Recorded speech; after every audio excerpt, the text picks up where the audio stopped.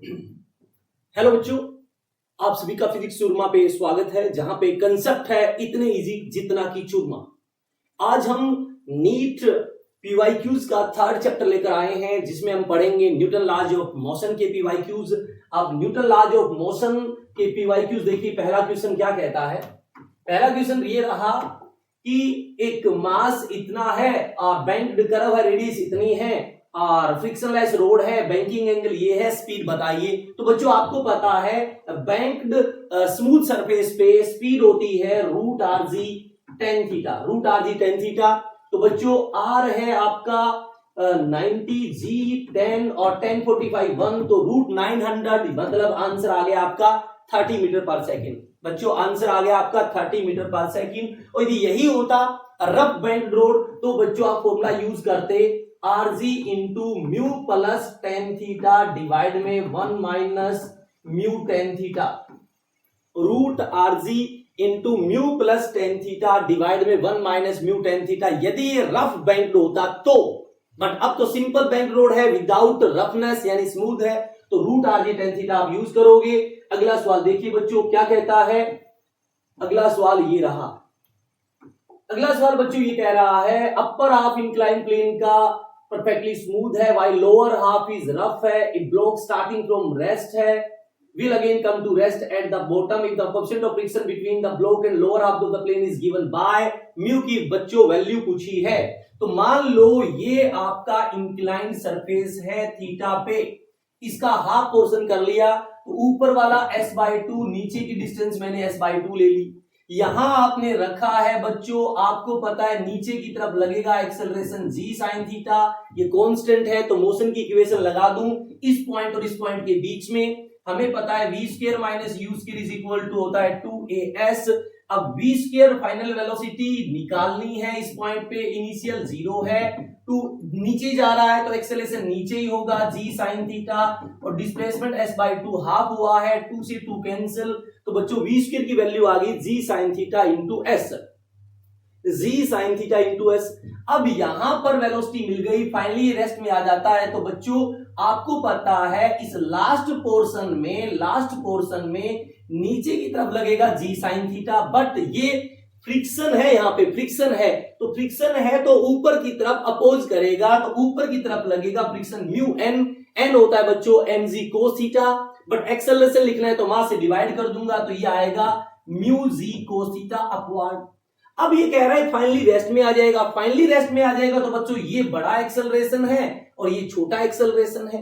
बच्चों ये बड़ा एक्सेलरेशन है और ये छोटा एक्सेलरेशन है। इसका मतलब क्या हुआ बच्चों, इसका मतलब क्या हुआ, नेट एक्सेलरेशन यहां पे मैं लगाऊंगा तो फाइनल वेलोसिटी 0, इनिशियल का स्क्वायर इनिशियल वो हो जाएगी g sin theta into s is equal to 2a।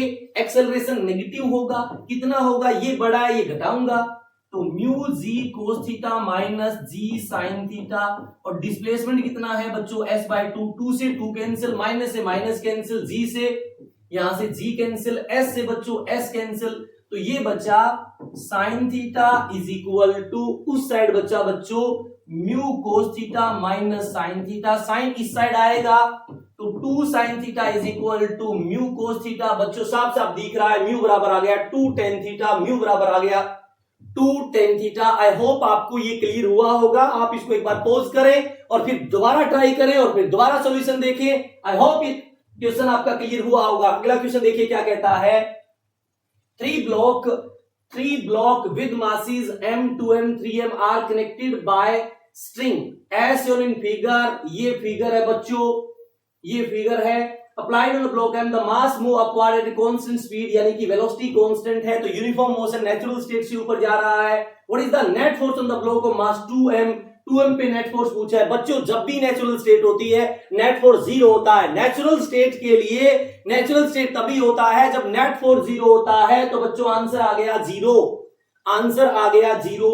देख रहे हो क्वेश्चन का लेवल, यानी कि न्यूटन फर्स्ट लॉ से बिलोंग कर रहा है सवाल। न्यूटन का फर्स्ट लॉ ये कहता है यदि किसी बॉडी के ऊपर नेट फोर्स 0 है तो वो नेचुरल स्टेट में रहेगी, या तो रेस्ट में या कांस्टेंट वेलोसिटी से चलेगी। अगला क्वेश्चन देखिए बच्चों क्या कहता है। अगला क्वेश्चन देखिए बच्चों क्या कहता है। ये रहा an explosion break a rock into 3 parts in a horizontal plane. 2 of them go off at right angle to each other. The first part of mass 1 kilogram move with a speed of 12 meter per second, and the second part of mass 2 kilogram move with 8 meter per second speed. If third part fly off with 4 meter per second speed, then its mass is. बच्चों ये कहता है an explosion break a rock into 3 parts in a horizontal plane. 2 of them go off at right angle. मतलब दो एक दूसरे के right angle जा रहे हैं to each other. The first part of mass 1 kilogram move with a speed of 12 meter per second, and the second part of mass 2 kilogram move with 8 meter per second. अब ये कह रहा है ये तो परपेंडिकुलर जा रहे हैं, इसमें से एक का मास 1 किलो है और इसकी वेलोसिटी है 12, ये ऊपर जाएगा। दूसरे का मास 2 किलो है और इसकी वेलोसिटी है 8। तो बच्चों इसका मोमेंटम हो गया 12, इसका मोमेंटम हो गया 8 गुना 2 16, और 16 और 12 का नेट जाएगा बीच में। 12 गुना 12 144, 16 गुना 16 256, 256 144 बटा 400, 400 और रूट आया 20, यानी कि इन दोनों का नेट मोमेंटम 20 है, नेट मोमेंटम 20 है। अब ये कह रहा है एक्सप्लोजन हुआ है, यानी कि एक्सप्लोजन तो इंटरनल फोर्स के कारण हुआ होगा, अपने आप हुआ होगा, तो मोमेंटम कंजर्व रहेगा बिफोर और आफ्टर। तो पहले मोमेंटम 0 था तो अब भी 0 रहेगा, बट इन दोनों का तो 20 आ रहा है, तो मतलब तीसरा इस तरह चल रहा होगा जिससे 20 को कैंसिल कर दे। तो 20 को कैंसिल तब करेगा जब इस साइड जाए, तो मोमेंटम होगा mv। अब m आपको निकालना है, v दे रखा है 4, तो m स्पीड 4 और ये बराबर होना चाहिए 20 के बराबर, तभी कैंसिल कर पाएगा। तो मास आ गया बच्चों 5 किलोग्राम मास आ गया। थर्ड पोर्शन का मास 5 किलोग्राम, यानी कि ये कंजर्वेशन ऑफ मोमेंटम का सवाल था। आई होप आपको ये क्लियर हो गया होगा। अगला सवाल देखिए बच्चों क्या कहता है। अगला सवाल बच्चों क्या कहता है, A system consists of 3 masses m1, m2, m3 connected by a string passes over pulley P. This are on a rough horizontal table. The coefficient of friction, यानी कि रफ है, यहाँ पे म्यू है coefficient of friction. The pulley is frictionless of negligible mass. The downward acceleration of mass m1 is. बच्चों एक बात सुन लीजिए, जब भी ये पुली पाली रोप राप के सवाल हो और आपसे बच्चों एक्सेलरेशन पूछे तो ए होता है चलाने वाला फोर्स माइनस रोकने वाला डिवाइड में बच्चों टोटल मास, डिवाइड में बच्चों टोटल मास।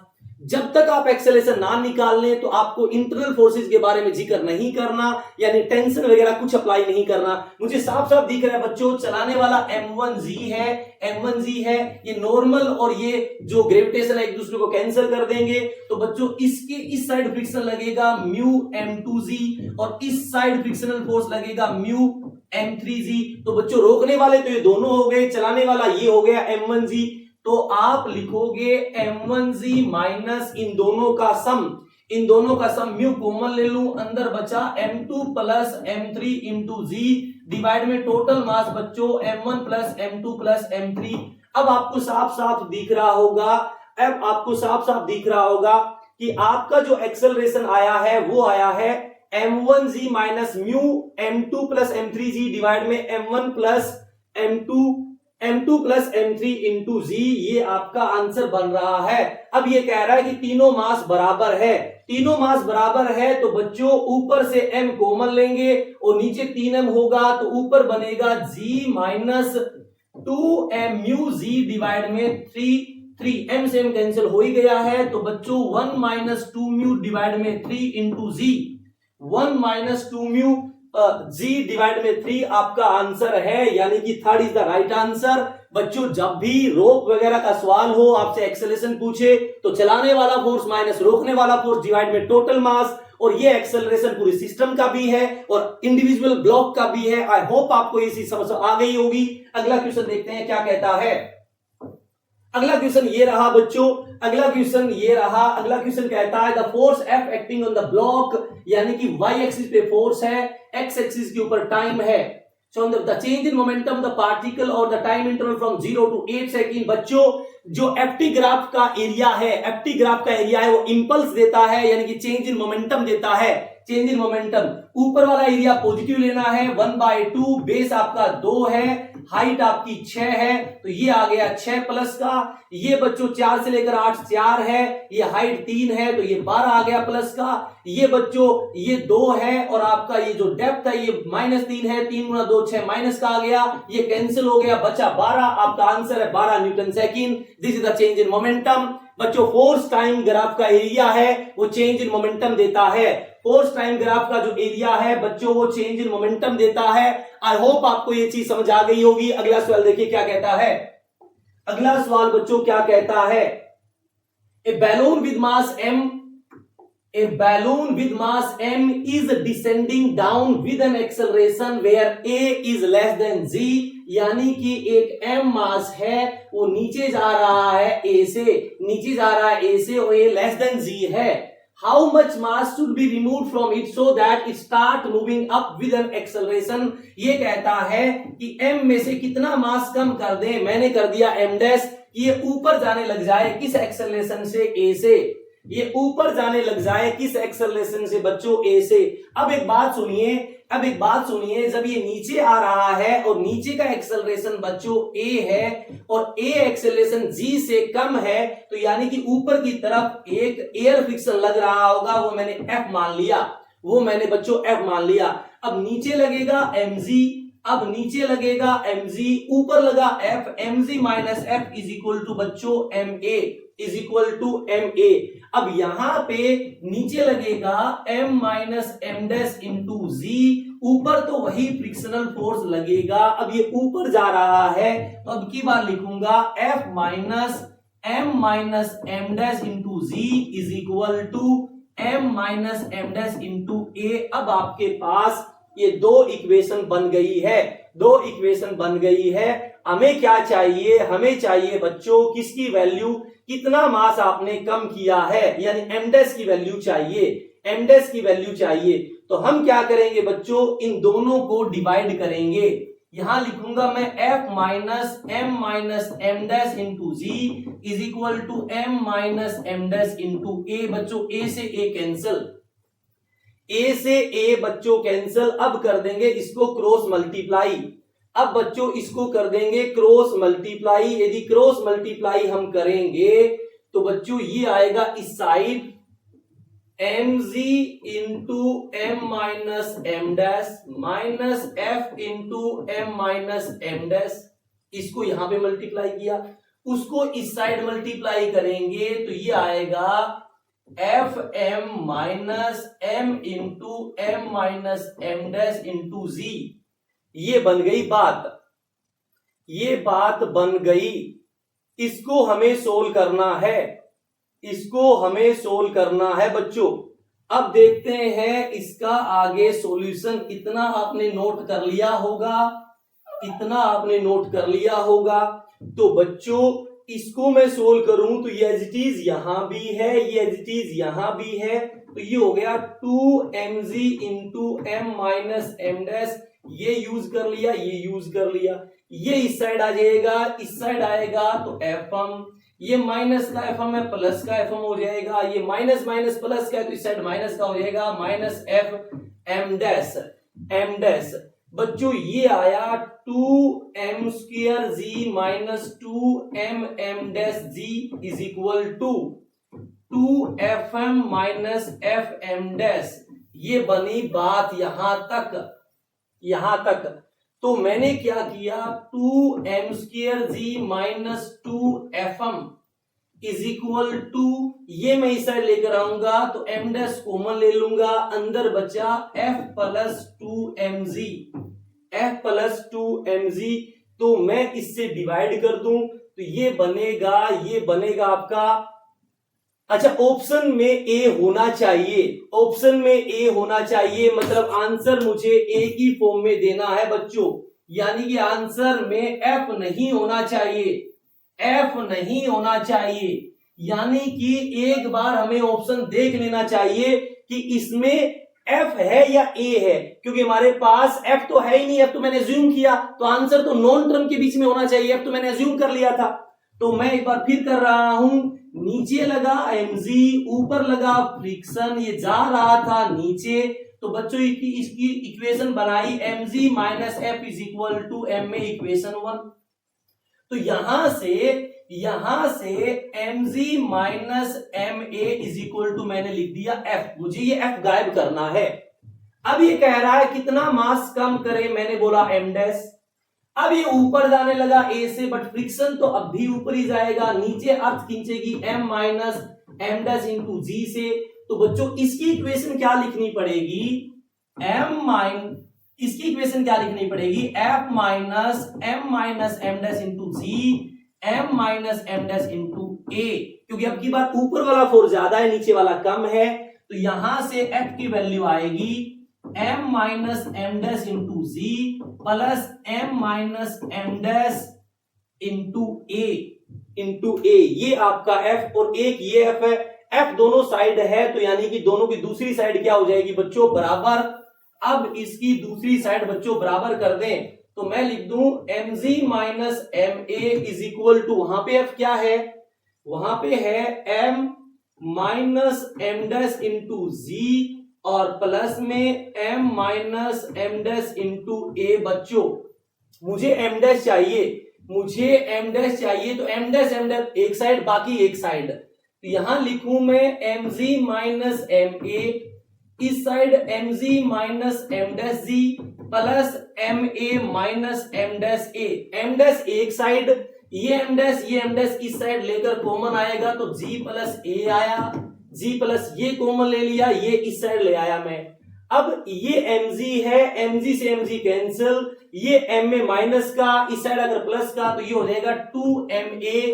तो बच्चों m डैश आया 2ma डिवाइड में g plus a, 2ma divide में g प्लस a, यानी कि first is the right answer. Equation को बैलेंस करना है और कुछ भी नहीं था। अगला सवाल देखिए क्या कहता है, अगला सवाल बच्चों क्या कहता है, देखिए 3 ब्लॉक है ABC of mass 4, 2, 1 respectively are in contact on the frictionless surface if force 14 Newton is applied on the 4 kilogram block, then the contact force between A and B के बीच में contact force बताना है। मान लो इसने इसको धक्का दिया N से और इसने इसको धक्का दिया N से, ऐसे बना लिया मैंने डायग्राम।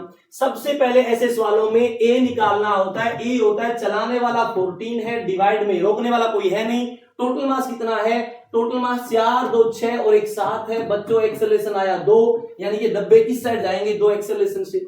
अब मुझे पता है इसको इस साइड फोर्स लग रहा है 14 और ये बी वाला डब्बा इस साइड धक्का देगा मान लो N से, तो बराबर होता है मास इंटू एक्सेलरेशन। मास 4 है, एक्सेलरेशन 2 है, तो N आ गया बच्चों 14 माइनस 8 यानी कि आपका आंसर है 6 न्यूटन। ये कनेक्टेड मोशन का सवाल है in case of pushing. I hope आपको ये चीज समझ आ गई होगी। अगला क्वेश्चन देखिए बच्चों क्या कहता है, A block A of mass M1 rests on horizontal table, a light string connected to it passing over a frictionless pulley at the edge of table, and from its other end another block B of mass। ये कह रहा है बच्चों यहाँ M2 है और ये पुली है और यहाँ एक M1 मास है। The coefficient of kinetic friction between the block and table is mu के। यहाँ पे कोएफिशिएंट ऑफ फ्रिक्शन बच्चों म्यू के है। When the block is sliding on the table, the tension in the string बताइए। इसमें कितना टेंशन आएगा, एग्जामिनर आपसे ये पूछ रहा है। सबसे पहले बच्चों हमें ए निकालना होता है। ए होता है चलाने वाला बच्चों M1G है, रोकने वाला पीछे फ्रिक्शन लगेगा माइनस म्यू के M2G और डिवाइड में टोटल मास आया बच्चों M1 प्लस M2। ये आ गया बच्चों A। ये एक्सेलरेशन A है, यानी कि ये डब्बा नीचे जाएगा। किस एक्सेलरेशन से, इस एक्सेलरेशन से। अर्थ नीचे खींच रही है किससे, M1G से। ऊपर टेंशन मान लेता हूं T, तो ये जा कर आ रहा है नीचे, तो मैं क्या लिखूंगा M1G माइनस T बराबर मास इंटू एक्सेलरेशन। ये रहा एक्सेलरेशन है M1G माइनस म्यू के m2g डिवाइड में बच्चों m1 प्लस m2। अब इस चीज को सोल्व कर कर मुझे क्या करना है, मुझे बच्चों इस चीज को सोल्व कर कर क्या निकालना है, टेंशन। यहां से टेंशन आपका निकल जाएगा। बट बच्चों मैं क्या कह सकता हूं, मैं कह दूं कि यहां फ्रिक्शन नहीं है, मैं कह दूं यहां फ्रिक्शन नहीं है बच्चों। इसका मतलब मैंने मान लिया म्यू के को जीरो। यदि मैं म्यू के को जीरो मान लेता हूं बच्चों, तो यहां से ए आएगा m1g माइनस m2g डिवाइड में m1 प्लस m2। और ये एक्सेलरेशन इसका भी है, इसका भी। इसको तो सिर्फ टेंशन टी चला रहा है ना, तो टी बराबर क्या हो जाएगा, मास m2 into m1g minus m2g divide में m1 प्लस m2। ये टेंशन बनना चाहिए कब, जब म्यू जीरो हो तो ये आंसर आना चाहिए। म्यू जीरो हो तो बच्चों वो आंसर मेरे पास आना चाहिए, क्या, m2 into m1 minus m2g divide में m1 प्लस m2। कब, जब म्यू जीरो हो। म्यू हमारे पास जीरो होगा तो ऐसा कोई ऑप्शन बनना चाहिए मेरे पास। एक बार दोबारा देखिए मैं आपको क्या बताना चाह रहा हूं। मान लो पहले इसी को मैं सोल्व करके आपको दिखा दूं।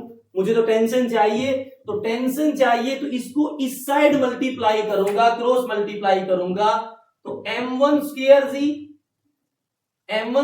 जी।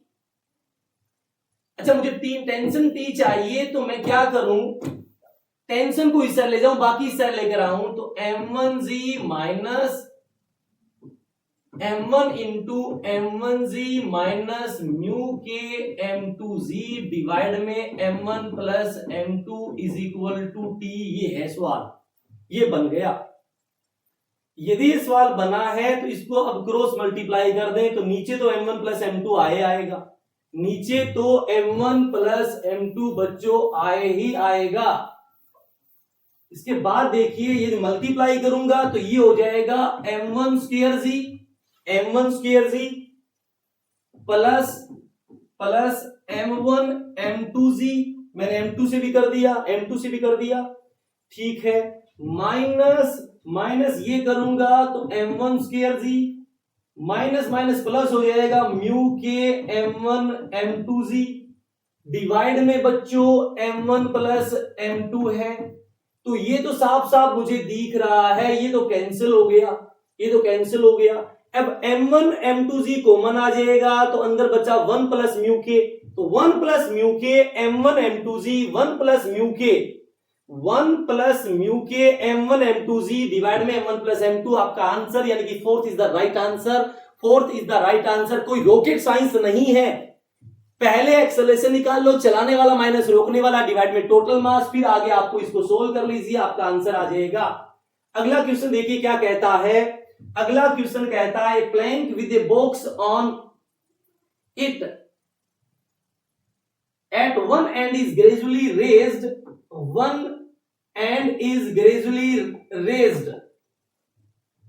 about the other end as the angle of inclination with the horizontal reaches 30 degree, the box start to slip and slide 4 meter down the plank in 4 seconds. The coefficient of static and kinetic friction between the box and the plank will be respectively. ये कह रहा है कि ये slide हुआ है 30 degree पर, इसका मतलब जो 30 डिग्री है वो एंगल ऑफ रिपोज है, 30 डिग्री एंगल ऑफ रिपोज है, क्योंकि इसके बाद ये स्टार्ट हुआ है about the other end as the angle of inclination with the horizontal reaches 30 degree box start to slip, यानी कि 30 डिग्री के बाद 30 डिग्री के ऊपर स्लाइड किया है तो 30 डिग्री से पहले ये रेस्ट में रहेगा, 30 डिग्री से पहले ये बच्चों रेस्ट में रहेगा। मतलब म्यू इज इक्वल टू होता है tan थीटा ऑफ रिपोज, तो mu is equal to tan 30 1 by root 3, तो mu is equal to 1 by root 3 का मतलब है 8.7, तो 0.8 इसका क्या है, 0.8 जो है इसका क्या है, स्टैटिक फ्रिक्शन है। 0.8 इसका क्या है, रूट 3 का मतलब 1.7, तो रूट 3 का मतलब 1.7, तो ऊपर जाएगा मतलब 10, तो 0.6 सॉरी, इस तरह अच्छी का 102, 0.6 इसका स्टैटिक फ्रिक्शन है। तो इसने देखो एक तो पूछा है काइनेटिक और एक पूछा है स्टैटिक। स्टैटिक आपका 0.6 है, स्टैटिक्स आपका 0.6 हो गया, ठीक है, 0.6 हो गया। और फिर काइनेटिक पूछा है, काइनेटिक फ्रिक्शन स्टैटिक से कम होता है तो 0.5, यानी कि third is the right answer. Third is the right answer. I hope आपको ये चीज समझ आ गई होगी कि सबसे पहले मैंने mu is equal to tan theta कर ये चेक कर लिया कि इसका स्टैटिक फ्रिक्शन कितना है, क्योंकि थीटा यहां पे एंगल ऑफ अपोज लिया मैंने 30 डिग्री, और उसके बाद ये स्लाइड हुआ है तो वहां मुझे म्यू समझ आ गया 0.6, यहां तक ये बॉडी रेस्ट में रही होगी तो इसका काइनेटिक फ्रिक्शन तो इससे कम ही होना चाहिए। अगला सवाल देखिए क्या कहता है, अगला सवाल देखिए बच्चों क्या कहता है। Two stone of mass m2m are wheeled in horizontal circle, the heavier one in a radius r/2, lighter one in radius r। ये कहता है कि 2m जो है ना वो तो है r/2 रेडियस में, और जो m है वो है r रेडियस में घूम रहे हैं। Value of heavy stone when they experience same centripetal force, the value of n is, ये कह रहा है the tangential speed of lighter stone is, tangential speed of lighter one is, मतलब इसकी स्पीड n टाइम्स, मान लो इसकी speed v है तो इसकी स्पीड हो जाएगी nv, इसकी स्पीड हो जाएगी nv। और ये कह रहा है दे एक्सपीरियंस सेम सेंट्रीपिटल फोर्स, यदि सेंट्रीपिटल फोर्स सेम है तो n की वैल्यू बताइए, n की वैल्यू बताइए। अब बच्चों इसका सेंट्रीपिटल फोर्स होगा m v square by r, m इसका m है, v इसका m square v square by r, ये सेंट्रीपिटल फोर्स हो गया इस लाइटर वन का। हैवियर वन का कितना हो जाएगा, m 2m है, v स्क्वायर डिवाइड में r बाय 2, ये हो गया। अब दोनों बोला बराबर है, ये और ये दोनों बराबर है तो r से r कटा, m से m कटा, v स्क्वायर से v स्क्वायर कटा बच्चों, तो n स्क्वायर बराबर आएगा 2 गुणा 2 4, तो n स्क्वायर बराबर 4 है तो n की वैल्यू आ गई बच्चों 2, n की वैल्यू आ गई बच्चों 2। आई होप आपको ये चीज क्लियर हो गई होगी। अगला सवाल देखिए क्या कहता है।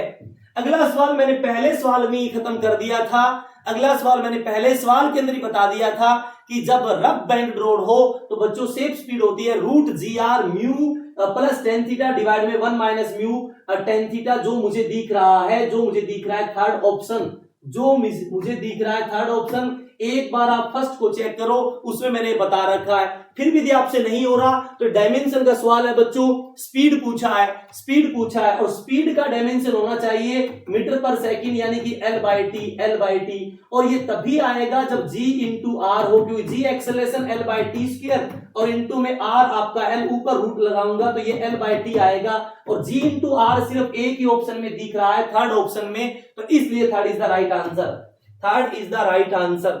अगला सवाल देखिए क्या कहता है बच्चों।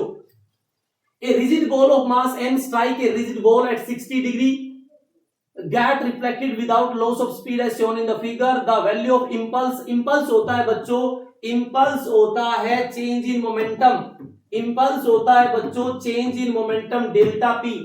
अब एक बच्चों एक चीज याद रखना, मान लो ये m मास है, एक m मास है और मैंने ऐसे लाइन लगाई है, इस लाइन के ये लाइन पैरेलल है तो ये 60 है तो ये एंगल भी 60 होगा, तो ये वेलोसिटी हो गई v cos 60 और ये वेलोसिटी होगी v sin 60। अब ध्यान से देखिए कोलिजन हुआ है v sin 60 के कारण, इसके कारण कोलिजन हुआ ही नहीं, इसका मतलब दीवार के लॉन्ग मोमेंटम कंजर्व रहेगा, तो मोमेंटम तो इसने बदला है और सेम वेलोसिटी से वापस आ गया। इसका मतलब क्या है, ये v sin 60 है तो ये भी क्या आएगा, ये यदि v sin 60 है जिससे ये टकराई है, एक बार दोबारा देखिए, मैंने यहां पे एंगल गलत लिया, ये sin 60 है तो ये 60 होगा, ये 60 तो ये 60 होगा, तो बच्चों ये कंपोनेंट आएगा v cos 60 और ये कंपोनेंट आएगा v sin 60।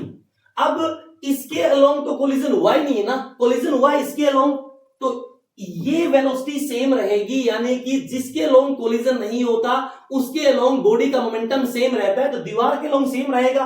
अब बदला तो ये है v cos 60 और टकराने के बाद ये देखो 60 है तो ये भी कितना हो जाएगा v cos 60। जा ऐसे रहा था, आ ऐसे रहा, तो चेंज इन वेलोसिटी कितना हुआ, 2v cos 60 और इसने मोमेंटम पूछा है तो चेंज इन मोमेंटम क्या होता है? चेंज इन मोमेंटम क्या होता है? चेंज इन वेलोसिटी इनटू में मास, चेंज इन वेलोसिटी इनटू में मास, तो 2v cos 60 1/2 इनटू में m, 2 से 2 कैंसिल, 2 से 2 बच्चों आपका कैंसिल हो गया, तो आपका आंसर आना चाहिए, आपका आंसर आना चाहिए mv, आपका आंसर आना चाहिए बच्चों mv, जो फर्स्ट आंसर है, जो फर्स्ट आंसर है बच्चों। जिस वेलोसिटी के अलोंग कोलिजन हुआ है उसी का डबल वेलोसिटी का चेंज और गुणा में मास कर दो, चेंज इन मोमेंटम यानी कि इंपल्स आ जाएगा। अगला सवाल देखिए क्या कहता है, अगला सवाल देखिए क्या कहता है।